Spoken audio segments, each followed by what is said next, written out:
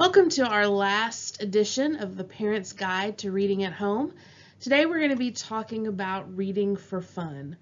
For many people, reading is not an activity they choose to do.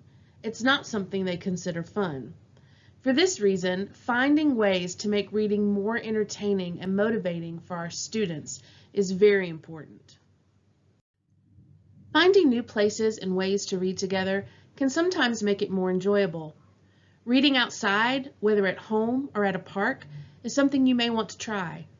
Including a picnic for your outdoor reading adventure is an option too. Do your students like to build forts at home with blankets and pillows? If so, try building a reading fort on occasion. There are many options for varying how, where, and when you read. Taking a trip to the library or listening to books in the car are two more options.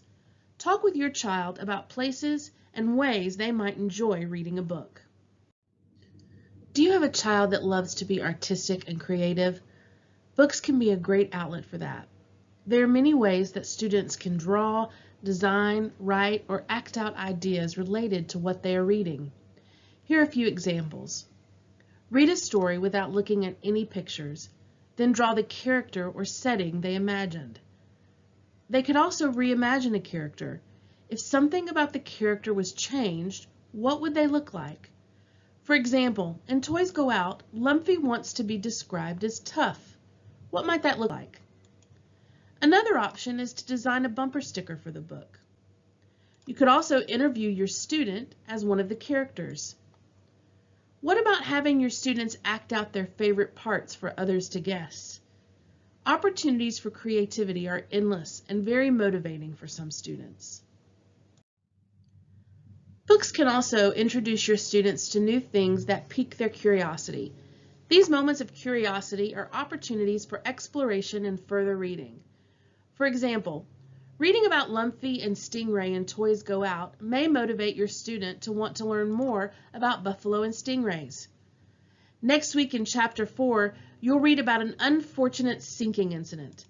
This might cause some curiosity about what sinks and floats, which could be an opportunity to experiment with some items around your home, with adult permission and supervision, of course. Does your student like to build things? Designing a tool or machine to help solve a problem in the story could be motivational for your student. In Chapter 2 of Toys Go Out, Plastic isn't able to get books off the shelf because she doesn't have hands. Could your child design a machine to help her? What about food? If a new food or recipe is referenced in a book, would your student be interested in trying to make it for themselves?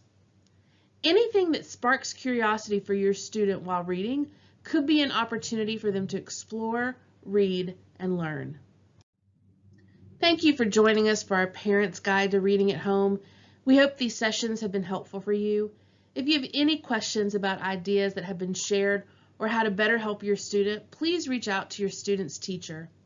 We hope you and your family enjoy the rest of Lumpy, Stingray, and Plastic's adventures as you finish reading Toys Go Out next week.